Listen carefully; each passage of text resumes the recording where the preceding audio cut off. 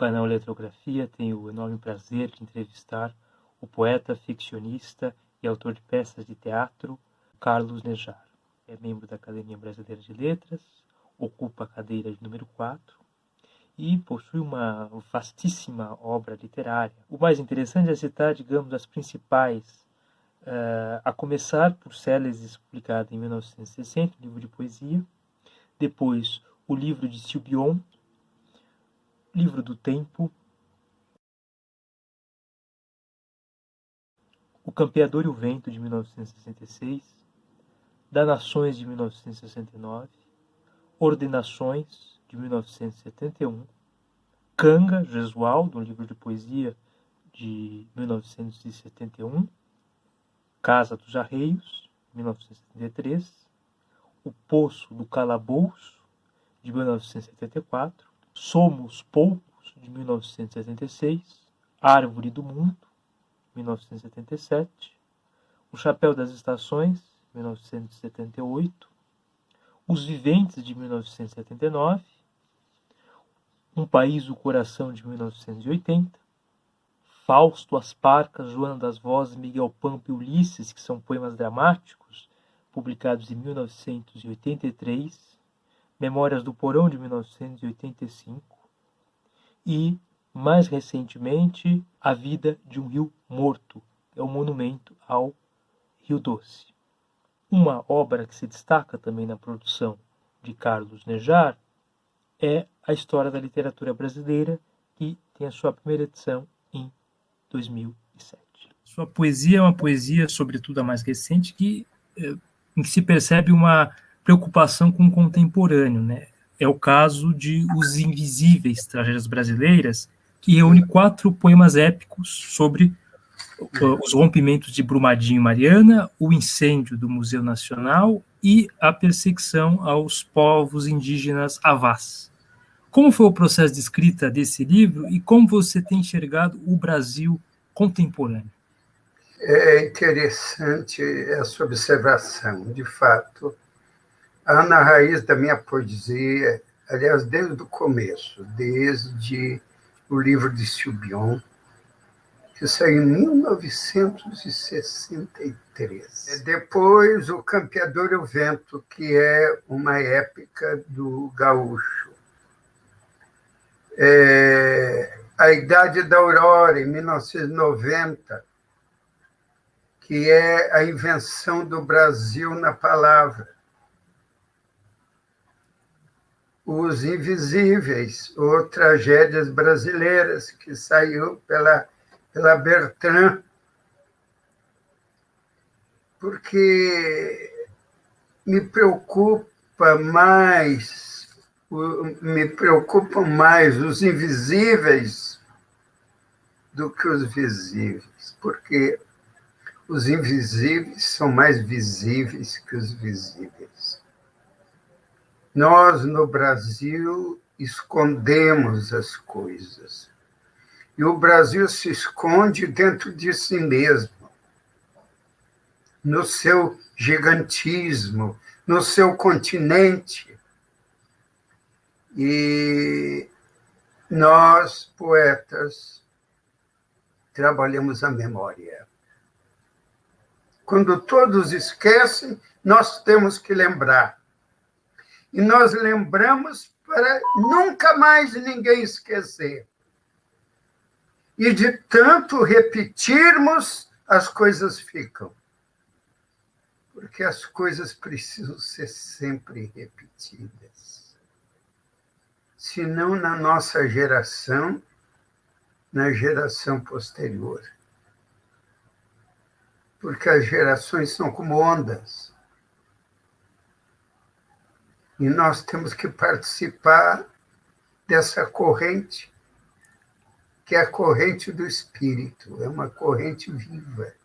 Não tem água parada. Na água parada nascem insetos, não é? São os insetos da brasilidade, não é? Então, nós precisamos que a água corra para que as coisas sejam fixadas e a realidade do Brasil, que é triste, que é trágica, mas é o Brasil que nós amamos, é a pátria que nós temos, é a pátria também da linguagem que nós usamos, e que também trabalha em nós através do sonho. E no Brasil, o pesadelo muitas vezes é muito maior do que o sono, não é? Parece que nós dormimos, mas a palavra se acorda. E nós acordamos com a palavra. E além disso, nós somos testemunha da história. Eu me lembro que eu morava em Vitória quando houve a tragédia de Mariana. E eu vi o barro invadir o mar. E o mar ser de barro. Eu vi morrerem pessoas e animais. Porque o homem está meio esquecido das coisas. A indústria cria as tragédias e depois esquece. Porque o esquecimento é um manto que parece que nos encobre. E nós temos que rasgar esse manto com relâmpagos, trovões, palavras, de todas as formas. Nós não aceitamos o que acontece. Nós não podemos aceitar. Nós não aceitamos o desastre. Mas depois da tempestade ainda vem a bonança. Nós já estamos numa tempestade de vírus. Mas isso vai acabar. Nós temos que ver além, no horizonte. E o poeta épico é aquele que trabalha na ação, não apenas na contemplação do que acontece. A poesia brasileira sempre foi de muita contemplação. Grandes poetas, por exemplo, Cecília Meirelles, não é? Mário Quintana.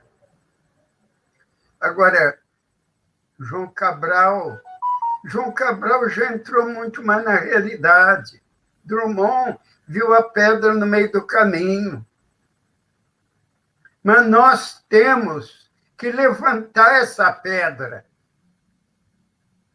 A minha geração, que é de 1960, tenta levantar essa pedra em vez do desastre ou do acontecimento, porque Drummond viu o acontecimento. Nós temos que ter uma visão muito mais ampla. Não apenas humana, mas também de eternidade. Porque nós passamos, mas Deus permanece. Daí é a minha visão do Brasil. A segunda questão, a segunda pergunta, tem um pouco a ver também, né, com a primeira, porque se refere ao tempo, né? Já se falou que sua poesia é enraizada e se planta no fundo do tempo, né? Então, há alguns poemas, né, nos quais você aborda isso, esse espírito, né? Por exemplo, no livro Chapéu das Estações, né? No poema Cântico, de Canga, livro de 1971. Você poderia falar para nós um pouco mais sobre essa sua relação com o tempo, né? E principalmente essa aparente contradição, né? Quer dizer, falar do tempo presente, mas de uma perspectiva plantada no fundo do tempo, né? Como é isso para você? Mas, Anderson, sabe o que é o seguinte? Na Idade da Aurora, eu trago uma épica, mas não uma épica tradicional. A época tradicional relata um fato passado. A época do futuro, e futuro é personagem no meu livro. Eu me lembro que eu havia criado a primeira parte da Idade da Aurora e eu não sabia como continuar. Um dia eu tive um sonho e me apareceu um livro com a capa Futuro. E eu trabalhei, então, o personagem Futuro, que nasceu de Brasílio, pai, Columba, Pomba, Futuro. Então, veja que a épica não é a épica tradicional, que é uma épica dos fatos heróicos. É uma época visionária. O tempo vai caminhando e a época tem que acompanhar o tempo. E, lógico, eu estou enraizado, porque eu não estou sozinho, eu não me sinto sozinho. É um eu coletivo. A poesia é uma forma de estar com todos, não estar mais sozinho. A poesia sozinha é contemplativa, que é uma grande poesia. Eu não tô de forma nenhuma tentando corroer. É importantíssimo ser contemplativo, mas as coisas têm que mudar. Não adianta falar só de esperança. Nós temos que lavrar a esperança. Não basta apenas ver, nós temos que mudar as coisas. E como eu digo no verso, fazer as coisas cantarem. Porque tudo é cântico, a ação é cântico. A poesia épica, na minha visão, tem verbos de movimento, porque há uma ação. Não é só algo estático. E as coisas podem até nascer dos escombros.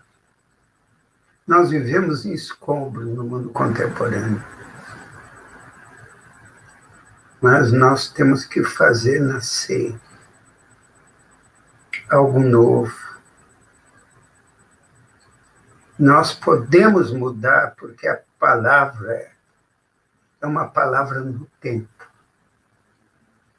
A palavra é uma palavra que se revela na luz e entra no fundo das coisas e que desvenda, porque é um mistério na criação, que é uma espécie de infância do mundo, que nós temos que começar a semear a infância do futuro. Vocês vão pensar assim, Nejar é utópico, mas tudo é utopia.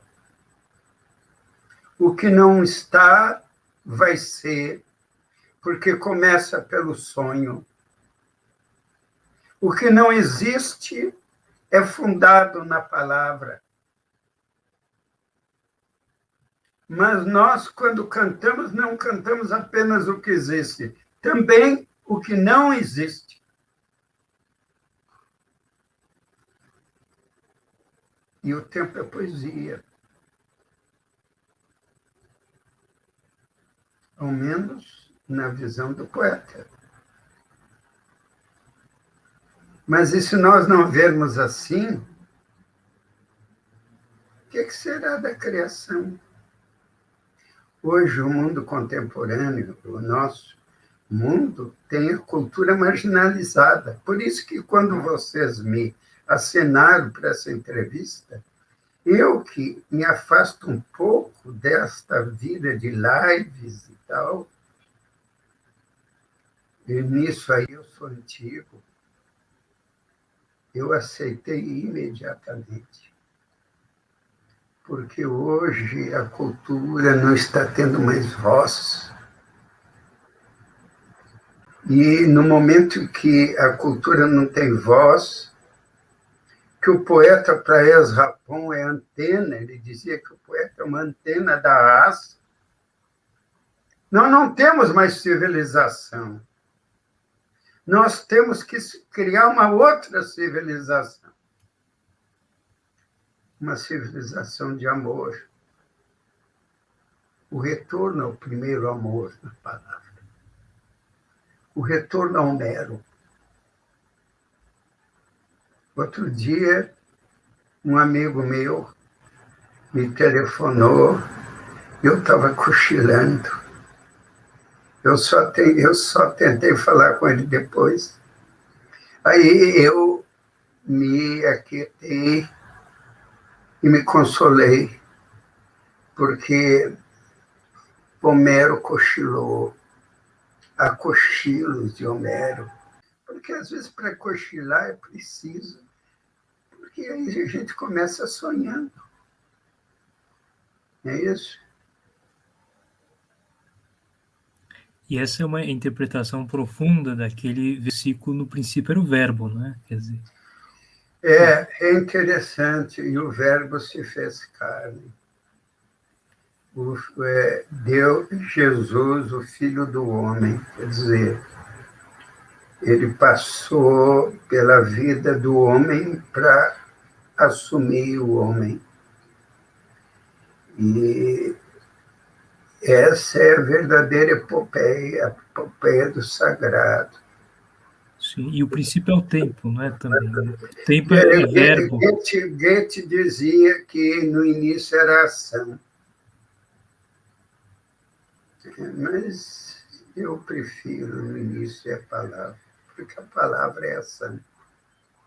E, Carlos, você também possui um trabalho no campo da tradução. Já traduziu obras de Jorge, o Borges, né? Também Borges, Neruda. o Neruda lhe Mas deu um sabe o prêmio. quê? Viu, Eliakim? A tradução, eu até gosto, mas não tenho feito ultimamente. Porque nós entramos numa casa mal assombrada. As qualidades são do autor, os defeitos são do tradutor. Exato. Nós entramos na estrutura de uma outra língua, mesmo a língua, por exemplo, castelhana, espanhol, tem certa estrutura um pouco diferente. Então, nós enfrentamos fantasmas sempre. E nós temos que ter humildade, né? No sentido geral, poesia é intraduzível. No sentido geral. Porque quando se traduz uma poesia, um poeta, nós temos que trazê-lo para a nossa língua. Então, nós temos que ter o espírito poético. O tradutor tem que ser poeta. Então, ele inventa o texto de acordo com a linguagem do traduzido. E há muitos meandros, viu? Não foi em vão que Borges escreveu sobre labirinto. Ele já sabia disso. Ele é um labirinto. Sim. A gente entra e depois como se sai, né? Só na imaginação. E o que o motivou a traduzir Borges? Você também traduziu as ficções, não traduziu?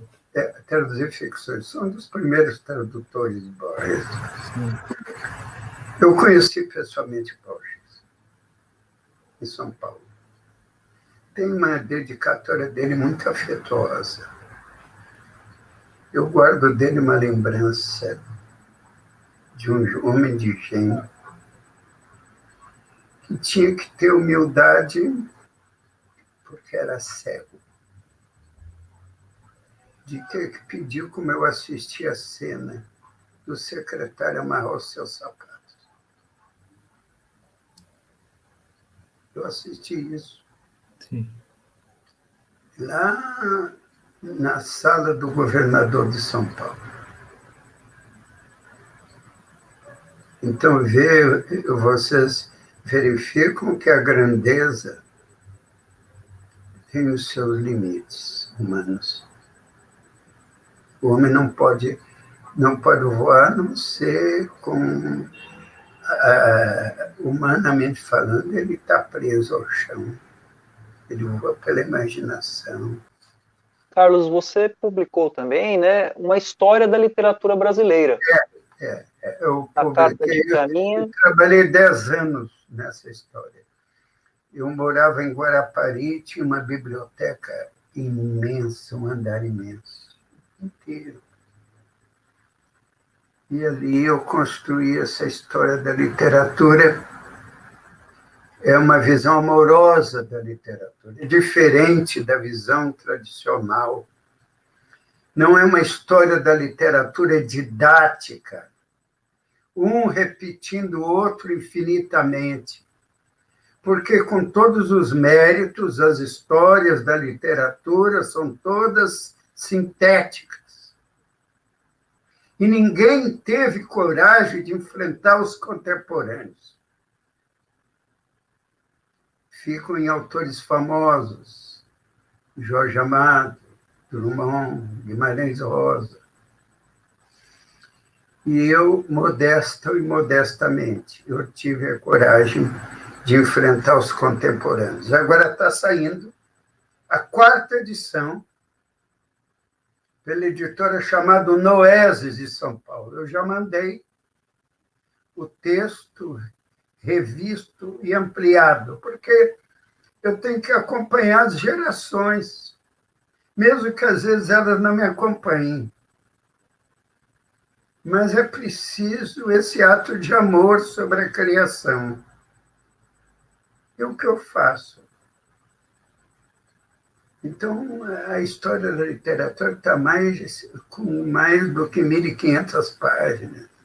Em regra, os historiadores se ladeiam de ajudadores.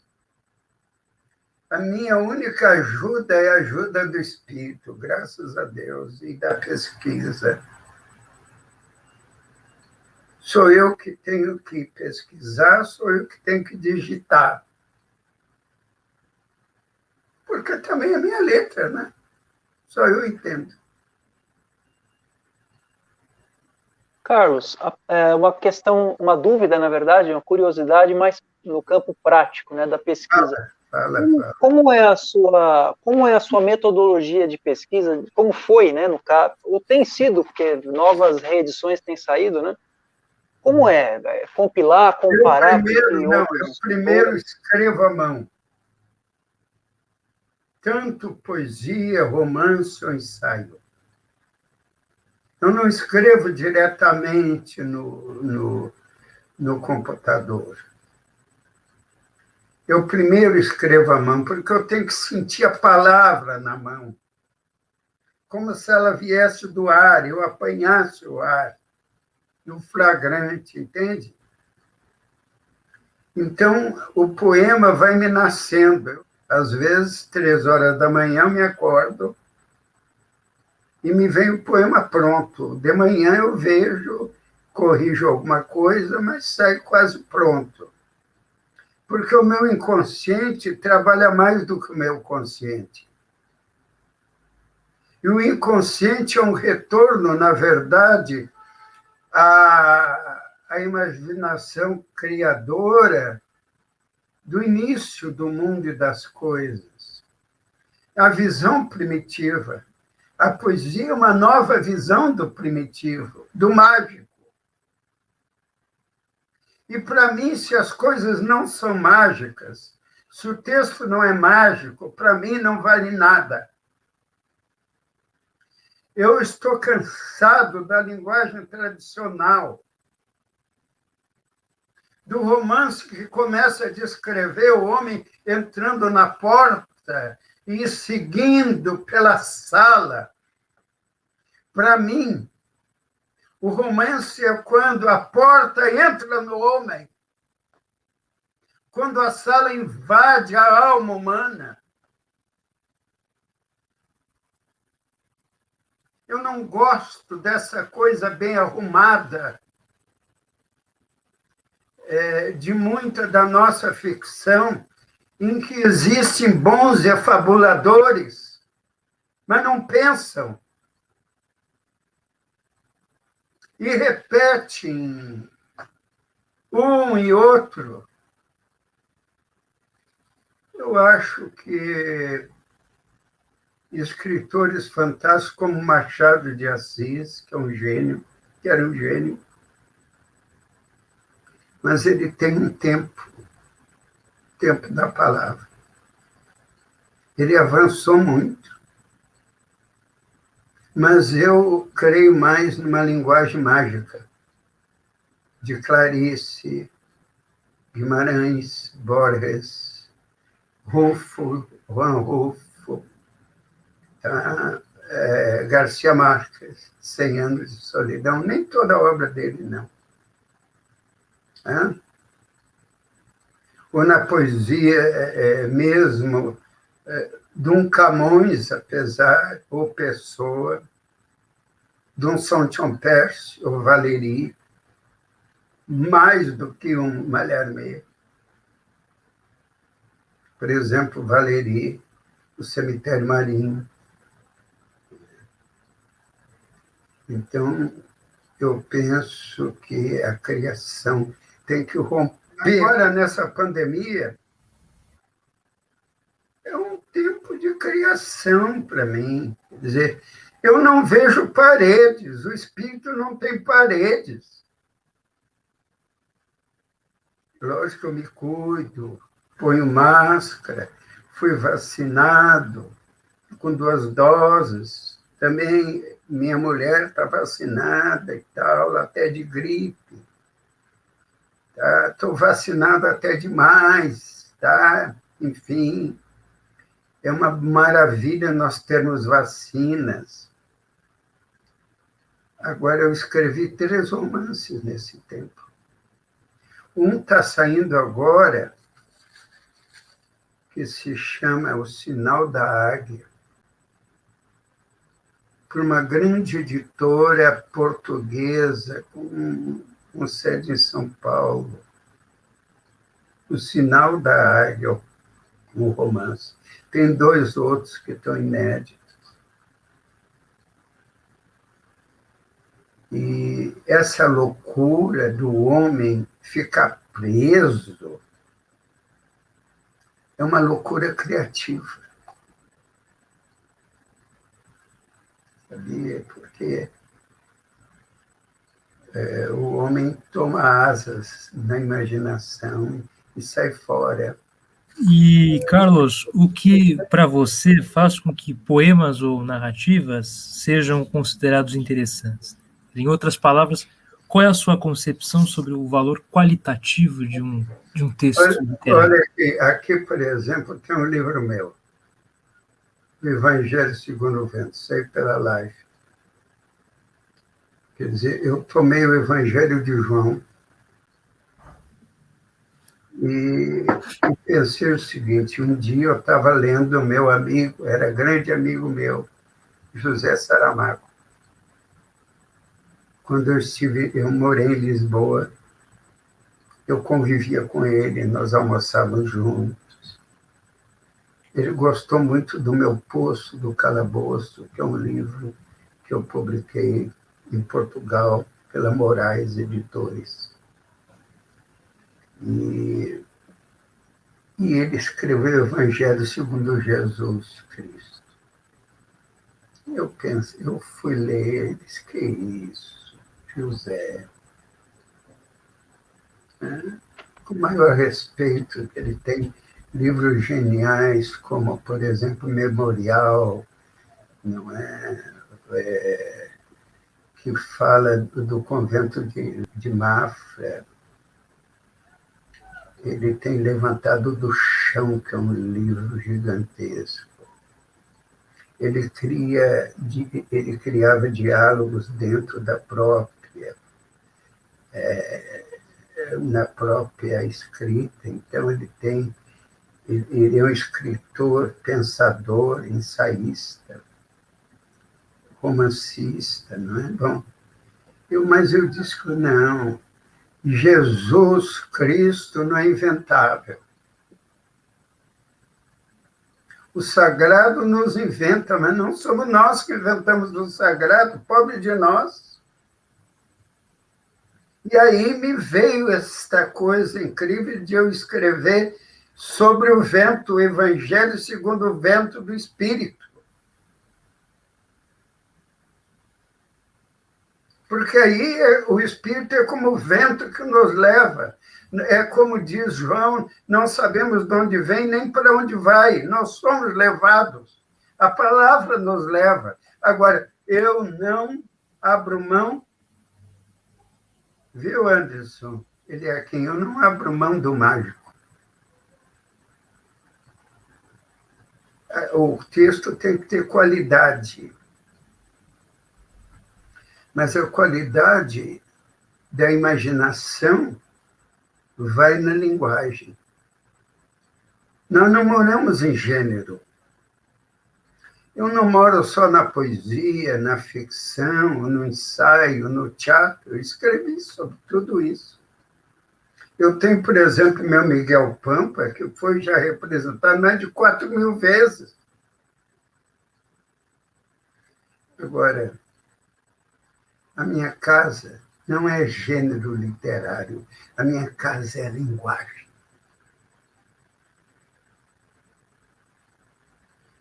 Põe assim, romance, tudo bem. Mas, para mim, o romance é poesia, é ficção, é história, é ensaio, é tudo junto.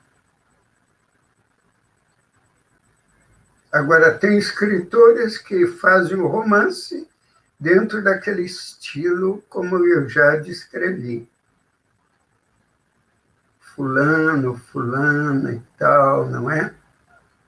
Aquela coisa que é admirável, na época, por exemplo, de Eça de Queiroz, há uma repetição de Eças de Queiroz sem a inventividade de Eça de Queiroz. Eu estou criticando o sítio geral. Eu não quero falar pessoalmente nada, porque quando a gente já vê um romance feito nesse tempo difícil, já é um milagre. Eu estou falando da minha visão pessoal. A literatura, para sobreviver, tem que viver de milagre. Nós temos que fazer chuva no Brasil. Para a gente fechar, né, a nossa edição de hoje com uma amostra, né, do seu trabalho, gostaríamos que você lesse algum texto seu. Tive as idades de envelhecer e não deixei cair nenhuma delas em mim. Agora não envelho mais, nem retardo a fala vagarosa do fogo, amada Joana, nem das cinzas. E o ato de queimar brota quando o amor sabe o nome das estrelas todas. E as estrelas só se descobrem no devagar amor. Tudo se perfaz ao se relumiar, ao sair da caverna, como se ela saísse de mim e de si mesma e das gerações. Vi pardais nas castanheiras em folhas, filas, e um sino de pardais tocou, e nem eram as árvores mulas tocando, não adivinhei antes os pardais, eles sim, na macia escureza. Pressentiram e foram cantando, até que um boi me parou com os olhos e os meus desciam pelas ancas arredondadas do deitado boi, e os olhos animais seguravam os meus voando. E a escuridão não segurava mais nada, nem o peso indócil de um pássaro. e me identificava com os bois e os pássaros e sumergia em suas naturezas como clima na folhagem. E o coração pulsava como a boca acesa do boi, e os pássaros tinham algo das minhas pupilas, e entendia severamente o que era o boi e o que eram os pardais, mas não sabia como os homens desaprenderam essa percepção valiosa e irredutível. O boi e o pardal também entendiam de mim, tal se assumisse momentânea pose, que vai mais sobre o tempo e menos sobre o ser, pois de tempo é tudo, até a semente, menos Deus. Amor de se calar chorando. Só se ama mesmo depois de amar, quando não se pode mais desmontar o fogo. E só o morrido pode explicar o que viveu. E meu corpo sabia de tudo, como um círculo de seu círculo, no faro do cachorro.